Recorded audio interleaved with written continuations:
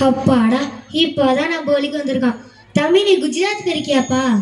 நீ வேணா அழைச்சிட்டு போ, உன் செலவுல சுத்தி பாக்குறேன். ஐயோ, திரும்பவும் முருங்க மாதிரி ஏறிட்டானே. அதாவது தம்பி, குஜராத் மாநிலத்துல ஒரு ஃபேமஸான நடனம் இருக்கு. அதை பத்தி உனக்கு ஏதாவது தெரியுமான்னு கேட்டேன்.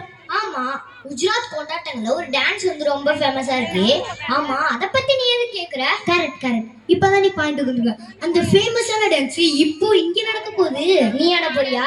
நோ, என் டான்ஸ்ல ஆட தேவை தம்பி, பார்த்து ரசிக்க மட்டும்தான். நம்ம ஸ்கூல்ல செகண்ட் அண்ட் தேர்ட் பாய்ஸ் எல்லாம் அந்த ஃபேமஸான டான்ஸை இப்போ இங்க ஆட போறாங்க, பார்க்கலாமா? ஏன்டா சவு முட்டாயி, டான்ஸ் ப்ரோக்ராம்னு அப்பயே சொல்லியிருக்க வேண்டியதாடா. இங்க பாரு, எல்லாரும் வந்து உட்காந்துட்டாங்க.